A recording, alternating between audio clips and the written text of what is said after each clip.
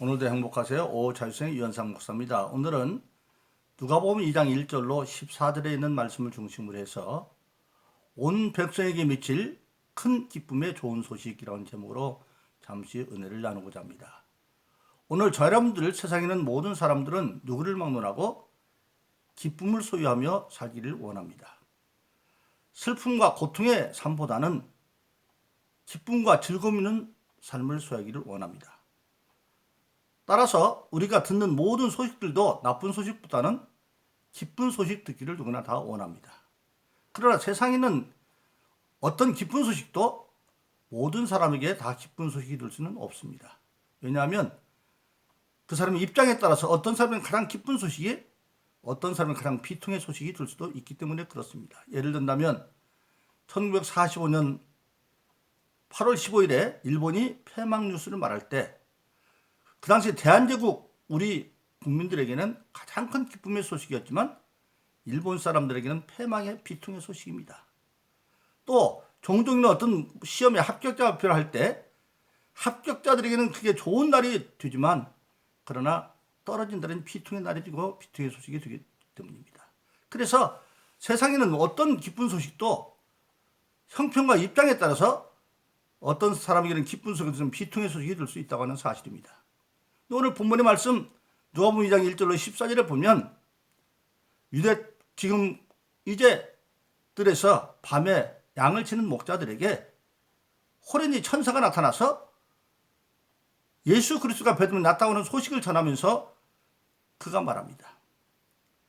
예수 그리스도의 나신 소식은 온 백성이 미칠 큰 기쁨의 좋은 소식이다. 온 백성이 미칠 큰 기쁨의 좋은 소식이다.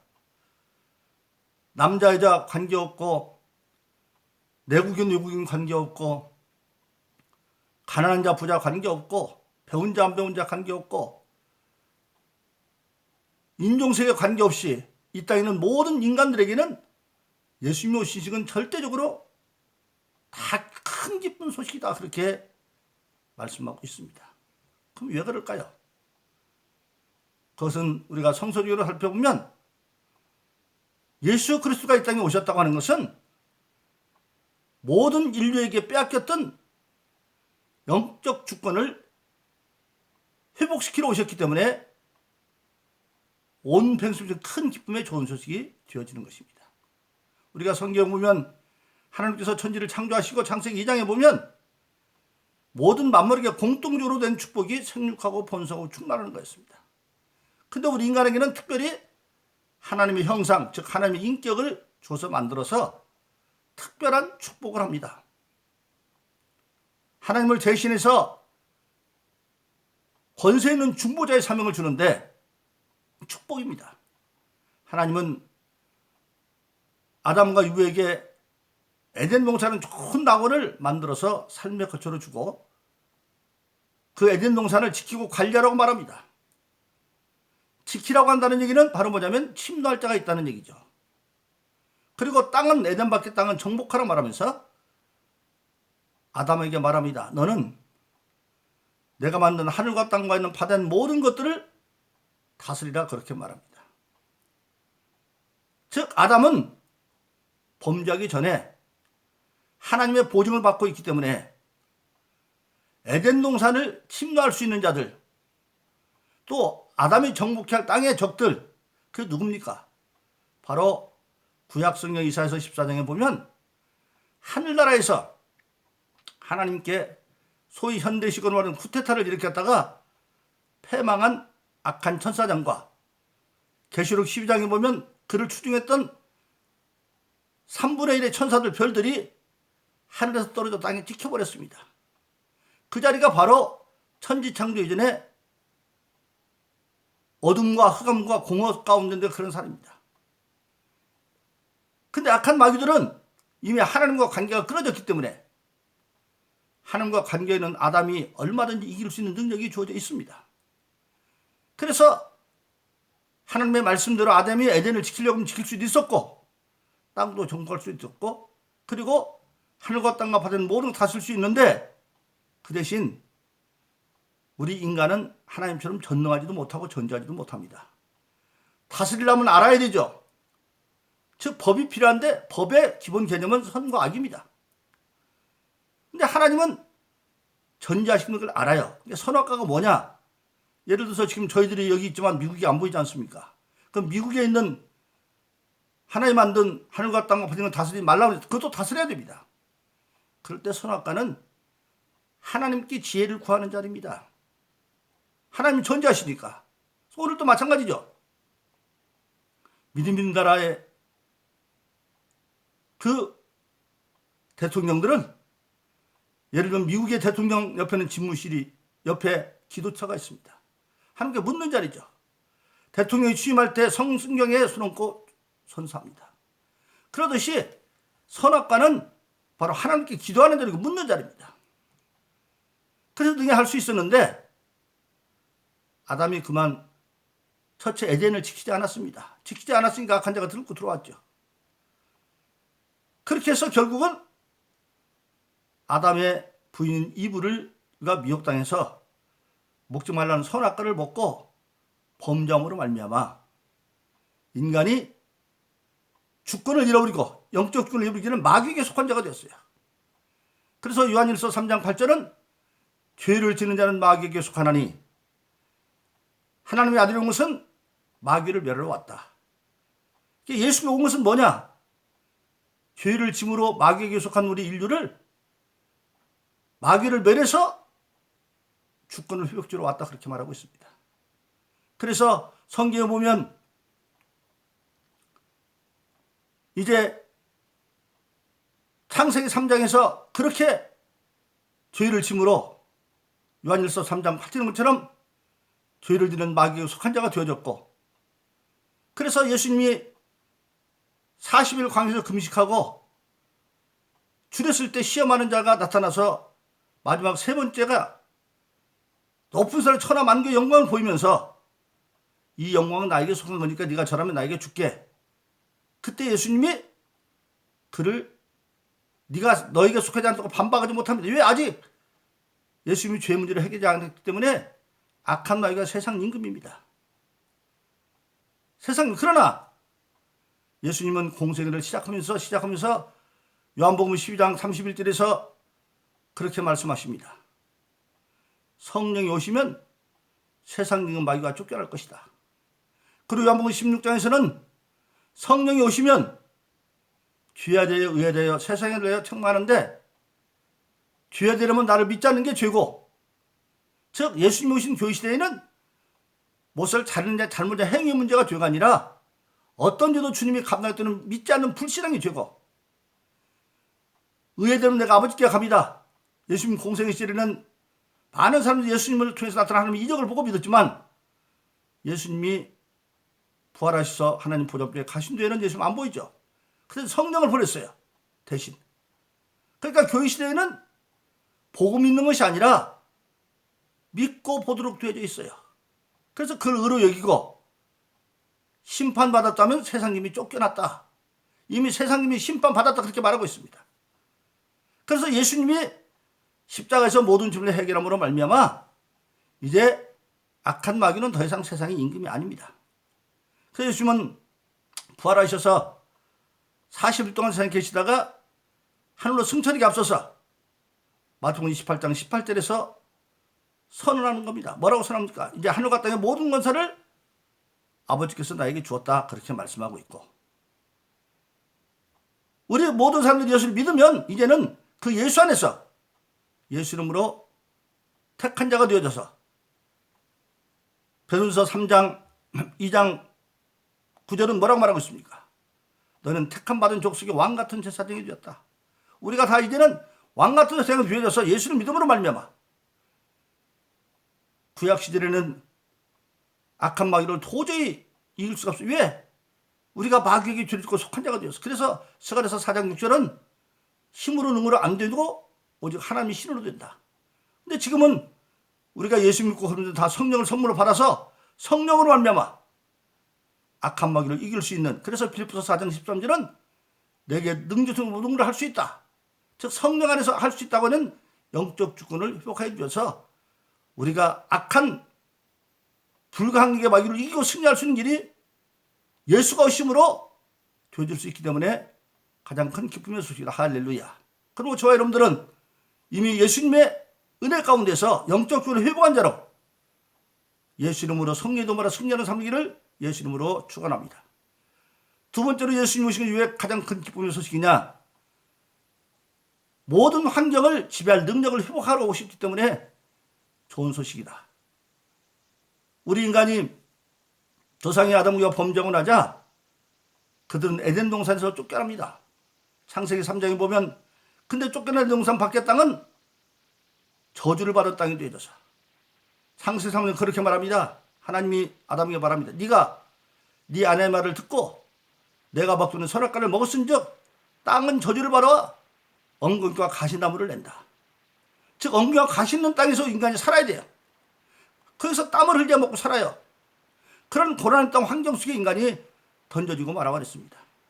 그러나 예수님이 오셔서 그 인간의 모든 가시들과 환경 속에서 가시물건을 쓰시고 모든 육신의 고통을 채찍을 받음으로 말미암아 우리가 환경 없이 능력을 받았는데, 그래서 에베소 6장 15절은 우리 모든 믿는 자들에게 악한 날 마귀와 승리할 수 있는 하나님의 전신갑주를 주셨는데 그 가운데 평안의 복음의 신발을 신으라 그렇게 되어 있습니다.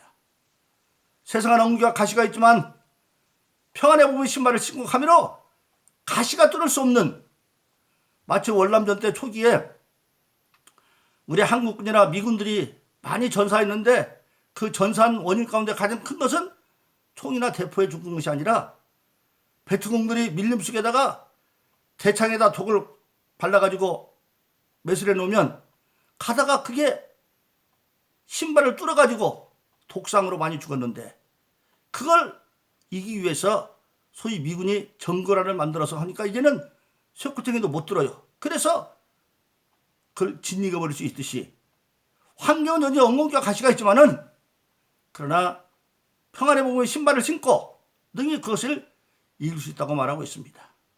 그래서 예수 그리스도가 그들 모든 것을 다 가난에 가져갔어요. 예수님이 태어날 때 마음가짐에 태어나시고 그 가난하게 사시고 그리고 무덤에서 부활하실 때도 세마포 붙여서 다 개놓고 부활하셨어요. 그 일을 설명합니다. 고린도서 8장 9절은 말하기를 우리가 그의 은혜를 알거니와 부유하신 자로, 예수님은 정말 부유하신 분인데 그가 가난한 것은 그의 부유함을 인하여 가난함을 인하여 너를 부유케 하라 하십니다.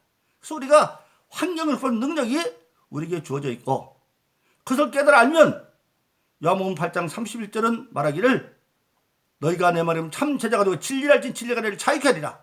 그래서 우리는 믿음 안에서 이제는 어려운 환경을 극복하고 우리가 하나님 말씀대로 신앙의 축복의 농사를 지어가면 예수님이 씨 뿌리는 위해서 말한 것처럼 누가복음 8장 15절인 것처럼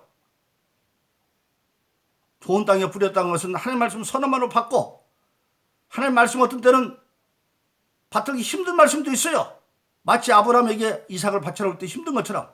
그러나 선한 마음으로 받고 그걸 농사지 인내로 잘 지키면 나중에 100배, 60배, 30배로 거둘 수 있다고 하는 사실입니다. 그래서 우리가 인내를 가지고 축복의 농사를 지음으로 우리가 환경을 이기고 살 수 있는 축복이 우리에게 주어져 있다고 하는 사실입니다. 그래서 예수님은 바로 이런 환경을 푼 능력으로 오셨기 때문에 온 백성이 드리는 큰 기쁨의 좋은 소식을 드리고, 마지막으로 예수님이 오신 것은 온 인류가 용서와 사랑을 하늘 수는 회복시로 오시기 때문에 온 백성이 드리는 큰 기쁨의 소식이다. 원래 아담과 유가 범죄하기 전에는 어떤 사이였습니까? 하나님이 아담 홀로 있는 것이 독처인 것이 좋지 않아 버려서 그를 깊이 잠재우고 갈빗대를 취해서 살을 붙여서 여자를 만들었습니다. 그러니까 뼈도 아담 거를 취한 거고 살도 사람이 사는 아담 것도 없으니까 지어서 만들어서 여자를 아담에게 데려가니까 아담이 보는 순간에 뭐라고 말합니까? 너는 뼈 중 뼈 살 중에 살이다. 즉 아담은 이불을 보고 자기 자신을 발견한 거예요. 자기 뼈와 살을. 그래서 범죄하기 전에는 우리 인간은 타인을 통해서 자기를 발견하는, 즉 이웃을 내 몸처럼 사랑하라. 그럴 수밖에 없어요. 이웃이 나니까. 그런 사랑과 관계가 있지만은 그러나 선악과를 따먹고 난 뒤에 하나님이 재판할 때 아담한테 묻죠. 네가 해 내가 먹지만 선악과를 따먹었어. 그러니까 아담이 뭐라 말합니까? 핑계대죠. 당신에게 준 여자가 주워서 먹었는데요. 이미 죄를 짓고 나니까 이부가 자기 자신이 아니에요. 그 죄가 들으면서부터 인간은 어떤 누구도 자기 이상 사랑할 수 없는 존재가 되어지고, 안타깝게도 인간 사회 첫 번째 죽음은 아담과 이브 사이에 태어난 큰아들 가인과 아벨 사이에서, 아벨의 재단은 하나님이 합격을 하고 가인은 불합격하니까 그것을 시기해서 형이 동생을 죽이는 그런 역사가 일어나고 말아서, 그래서 이제 세상의 곳곳에 바벨탑 사건이 일어난 데는 언어가 달라지고 민족이 달라지고 서로 갈등 전쟁이 있어졌어요. 그래서 예수님 당시가 되어지니까 이미 율법은 이는 이로 눈은 눈으로 원수는 원수로 갚도록 되어 있는데, 예수님이 마태복음 5장에서 그걸 뒤집어 버립니다. 원수도 사랑하고 핏바늘 들어서 기도해라. 그래야 너희가 하나님의 아들을 일컬음 받을 것이다. 그러면서 이 얘기를 합니다. 하나님께 비를 내리는 걸 봐라. 선한 자나 악한 자나 다 같이 비를 주지 않느냐? 그건 뭡니까? 인간의 육신이 살아있는 동안에는 아직 하나님의 긍휼이 끝나지 않았다는 겁니다. 그런 예수님이 요한복음 10장 34절에서는 그것을 계명으로 줍니다. 내가 너희를 서로 사랑하라. 내가 너희를 사랑같이 서로 사랑하는 겁니다. 내가 너희에게 새 계명을 주니 서로 사랑하라. 내가 너희를 사랑같이 너희가 서로 사랑하면 내 제자인 것을 알 것이다. 근데 그 이유를 설명을 하는데, 그 이유가 누가복음 23장에서 설명됩니다. 예수님이 십자가에 지금 달려 있습니다. 근데 십자가에서 많은 사람들이 예수님을 조롱하고 비웃습니다. 그때 예수님이 첫 번째 십상에서 하나님께 하는 기도가 뭡니까? 아버지여, 저들의 죄를 용서해달라는 겁니다. 왜? 사해달라는 겁니다. 저들이 하는데 저들이 지금 뭘로 저러고 있습니다. 저들이 나를 조롱하는데 저들이 알고 있는 것이 아니라, 저들은 보기에는 저들이 나를 조롱하는 것 같지만 저들 속에서 악한 마귀가 저를 지금 하수인을 붙잡고 있다는 거죠. 로마서에 나오는 마치 불의 빙의 같은 것이죠. 그러면 악한 마귀에게 사주당하는 그들을 이기려면 하나님이 개입해야 되죠. 하나님이 개입한 것은 기도밖에 더 없잖아요. 거기서 드디어 예수님이 그 이유를 설명을 합니다. 근데 그것이 예수님만 했으면 그건 예수님이가 그러겠죠. 그런데 우리가 잘 아는 에베소서 4장 13절은 우리 신앙인이 잘하면 그리스도의 장사물이 충만히 이뤘다 말씀했고, 또 예수님 친히 요한복음 14장 11절 14절에서 나를 믿는 내가 하는 일을 한다고 말씀하셨는데, 그 말씀대로 사도행전 7장에 이르면 스데반이 순교하면서 똑같은 기도를 합니다. 주 예수의 내용을 부탁합니다. 그리고 저들의 죄를 저들에게 돌리지 말게 해주세요. 바로 그렇습니다. 그 스데반의 기도가 저는 사도행전 9장에 이르면 다메섹 도상으로 믿는 자를 잡으라고 하는 사울 청년을 주님이 만나줘서 바울 되게 만들고, 그 바울을 통해서 신약성경을 많이 하나님이 기록하시는데, 그 놀라웠게도 스데반이 사도행전에서 아브라함 때부터 예수님 때까지 복음을 증거하다가 돌맞아 순교하는데 그 내용이 구체화됐다고 하는 사실입니다. 바로 그렇습니다. 그래서 오늘 저와 여러분들은 예수님이 오신 것은 이 세는 모든 큰 기쁨의 좋은 소식입니다. 영적 주권을 찾아주고, 그리고 어떤 어려운 환경도 믿음으로 극복할 수 있는 능력이 주어지고, 그리고 사람 사이에도 원수까지 사랑할 수 있는 그런 능력을 필요 왔기 때문에 그 예수님이 오셔서 그 모든 걸 완성하셨습니다. 이제 우리는 그 예수님을 우리의 주님이라고 부릅니다. 그 예수님의 은혜를 힘입어서 우리들은 이 기쁜 소식을 누리며 살 뿐만 아니라 이 기쁜 소식을 모르는 사람들에게 전하는 복된 자 다 되기를 예수의 이름으로 축원합니다. 오늘도 행복하세요. 오 자유세상의 유현상 목사였습니다. 감사합니다.